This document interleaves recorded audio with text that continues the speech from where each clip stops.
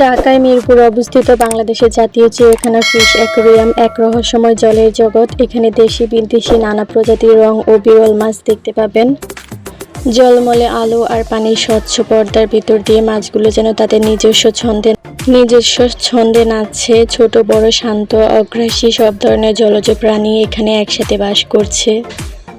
শুধু বিনোদন নয়, শিক্ষার দিক থেকে এটি একটি চমৎকার জায়গা। শিশুদের জলজ প্রাণী সম্পর্কে জানতে এবং প্রকৃতির প্রতি ভালোবাসা গড়ে তুলতে অ্যাকোয়ারিয়ামটি গুরুত্বপূর্ণ ভূমিকা রাখে।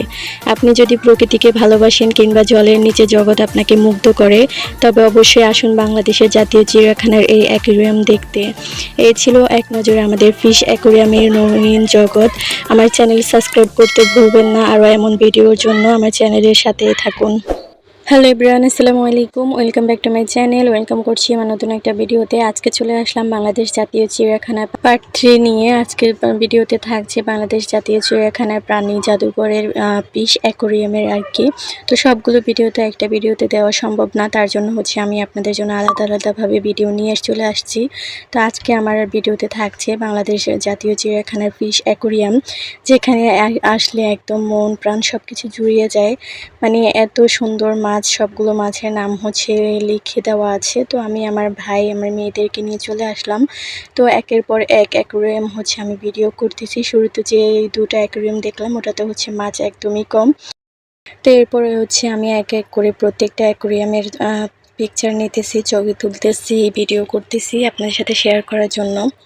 তো এখানে বিশেষ করে অনেক প্রজাতির মাছ আছে। সবগুলো মাছকে সুন্দর করে অ্যাকোয়ারিয়ামে সাজিয়ে রাখা হয়েছে এবং এদেরকে কিন্তু পরিমাণ মতো খাওয়া দাওয়া দেওয়া হয়। এটা পিনারাহা মাছ।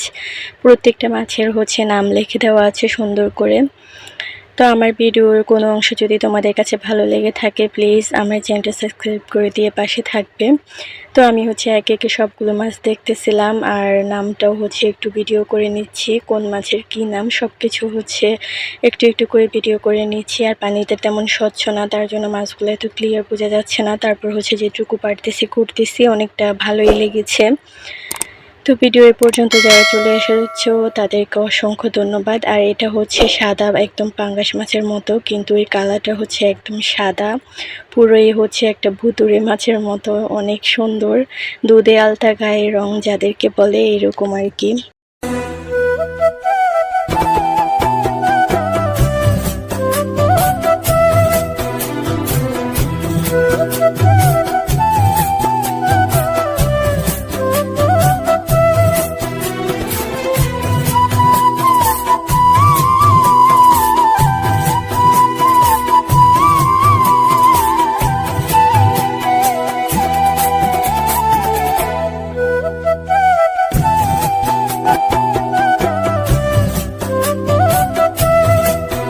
তারপর আমরা চলে আসলাম গোল্ডেন ফিশের সামনে। এখন এক এক করে সবগুলো ফিশের অ্যাকোয়ারিয়াম আমি ঘুরে ঘুরে দেখতেছি আর ভিডিও করতেছি। শুধুমাত্র আমি একা না, অনেক মানুষ এখানে ভিড় জমিয়েছে ফিশ অ্যাকোয়ারিয়ামটা দেখার জন্য।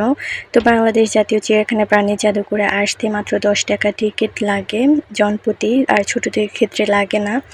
তো এরপর যে আমি ঘুরে ঘুরে সুন্দর করে ভিডিও ক্লিপ নিতেছি, আমার বাচ্চাদেরকে দেখাচ্ছি এটা কোনটা কি মাছ, ওগুলো আমার বাচ্চাদেরকে দেখাচ্ছি, শেখাচ্ছি। কারণ ভবিষ্যৎ প্রজন্মের জন্যই এই জাদুঘরটা নির্মাণ করা, যাতে বাচ্চারা খুব সহজে সব প্রজাতির মাছ দেখতে পারে, জানতে পারে, শিখতে পারে। তার জন্য এই মাছটা রাক্ষসী মাছ বলে, একদম অন্য যে কোনো মাছ থাকে ওগুলোকে এই মাছটা খেয়ে ফেলে। এগুলো একদম বিষাক্ত একটা মাছ আর কি। আর এটা এখন চলে আসছি কচ্ছপ অ্যাকোয়ারিয়ামের সামনে। কচ্ছপ অ্যাকোয়ারিয়ামে যে ছোট ছোট কচ্ছপ ছিল, বড় একটা কচ্ছপ ছিল, ওটা মারা যাওয়ার পর প্রাণী জাদুঘরে রেখে দিয়েছে। তো এই যে কচ্ছপগুলো আমি সুন্দর করে ভিডিও তুলে নিচ্ছি। আমার কাছে কিন্তু অনেক ভালো লেগেছে। প্রথমবার চিড়িয়াখানায় ঘুরতে গিয়ে, কিন্তু আমি তো শরীরে অনেক বেশি অসুস্থ ছিলাম তখন। তো অনেক বেশি ভয়ে ছিলাম যে যদি এখন আমার হঠাৎ শরীরটা খারাপ হয়ে যায় তখন তাহলে আমি কি করব। কিন্তু আল্লাহর রহমতে আমার তখন কিছুই হয়নি, কারণ ঘোরাফেরা করলে মনটা এমনিতেই ভালো থাকে। তো এই পানির সামনে এসে দেখি একদমই ঘোলাটে, পানিগুলো একদমই স্বচ্ছ না। তো এই যে কচ্ছপের এটা হচ্ছে আমি ঘুরে ঘুরে ভিডিও করতেছি। এটা হচ্ছে আরেকটা কচ্ছপের অ্যাকোরিয়াম। এগুলো হচ্ছে একটু বড় সাইজের ছিল। আর এই যে রাক্ষসী মাছটাও হচ্ছে আবার ভিডিও করে নিলাম। এটা হচ্ছে একদম বিষাক্ত একটা মাছ। এর মুখটা একবার দেখেন, একদম রাক্ষসের মতো। এটা হচ্ছে এই মাছের সাথে অন্য কোনো মাছ থাকতে পারে না, সবগুলা মাছ খেয়ে শেষ করে দেয়। তো আমি হচ্ছে একে একে এক একটা অ্যাকোরিয়াম সুন্দর করে ভিডিও করে নিতেছি। তো আমার বাচ্চারা হচ্ছে অনেক বেশি জ্বালাতন করতেছে, এদিক থেকে ওই দিক ছোটাছুটি করতেছে। তো আমি হচ্ছে এদেরকে সামলাচ্ছিলাম আর হচ্ছে ঘুরে ঘুরে ভিডিও করতেছিলাম।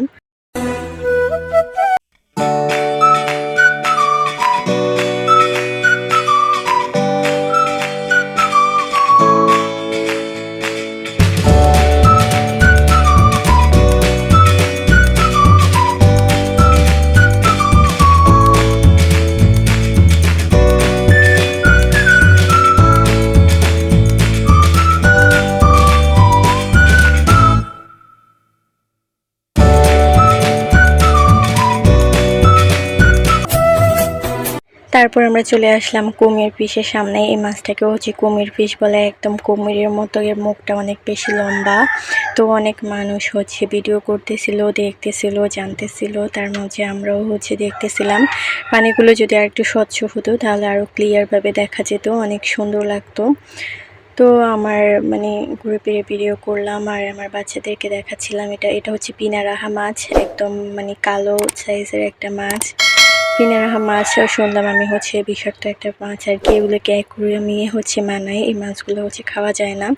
এই যে কুমির ফিশের সামনে আবার চলে আসলাম, একদম কুমিরের মতো তার মুখটা। দেখতে কিন্তু ভালোই লাগছে। আমার বাচ্চারা অনেক বেশি এনজয় করেছে, সাথে আমিও অনেক বেশি এনজয় করেছি। খুব ভালো লেগেছে, সুন্দর একটা মুহূর্ত কাটালাম। এখানে এসে পিকচার নিলাম, তারপর ভিডিও করলাম, সব মিলিয়ে কিন্তু অনেক ভালো লেগেছে। আর এই যে সাদা রঙের একটা মাছ, এই মাছগুলো সবগুলোর নাম আমি ভিডিও করছিলাম, কিন্তু এখন দেখতে পাচ্ছি না, তার জন্য বলতে পারছি না কোনটা কি মাছ। তো যেগুলো হচ্ছে জানতে পারতেছি, মানে মনে আছে, ওগুলো হচ্ছে আপনার সাথে শেয়ার করতেছি। তো ঢাকার আশেপাশে বা মিরপুর আশেপাশে যারা আছেন তারা খুব সহজে হচ্ছে ঘুরে আসতে পারবেন।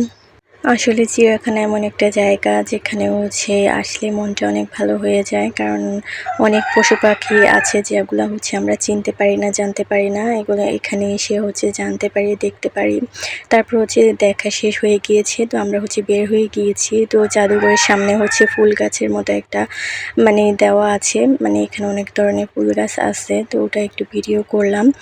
আর আসার পথে হচ্ছে বাম সাইডে যে পথ দিয়ে আমরা বের হব, ওই পথ দিয়ে হচ্ছে একটা তিমি মাছের কঙ্কাল ছিল, ওটাকে হচ্ছে আমি একটু ভিডিও করে নিলাম। তো এই যে তিমি মাছের কঙ্কালটা প্রথমে আমি ভাবছিলাম যে হচ্ছে মানে নকল আর কি। পরে ভাবলাম যে না, আমার ভাই বলতেছিল এটা একদম আসল তিমি মাছের কঙ্কাল।